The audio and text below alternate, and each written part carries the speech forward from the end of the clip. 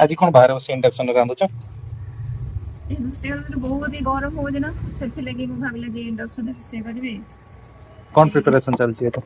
मसला कषुची देखो केते बड़ बड़ आम चिंगड़ी आज आज भल के करी मसला देके चिंगुड़ी झोल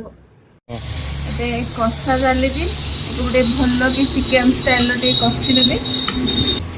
एत जो गरम कर झाड़ तो बहुत एत झाड़ बोला तरह बहुत क्विक क्विक लगुच मैंने इच्छा हो रोषेबास कर खायापी आपण मानक भी एमती गरम हो मत एक हूँ नीरव तो बहुत जोर गरम पकई बहुत बिना एसी तो रही पारे जहाँ एसी न से कांदी कांदी मरीद आम एसी अच्छे बोले बंची जाऊे तरकारी हो गला आलू भी सीझी आसला देखता झुलझुलिया कर गरम मसला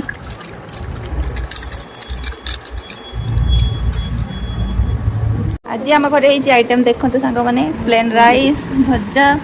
आटा चिंगुड़ी झोल कलम शाग यहाँ माछ चिली आटा माँ कर भापा सोरिष देके सीझा कर खुशी खाऊँ मो स्वामी चिंगुड़ी झोलटा केमती बढ़िया थैंक यू।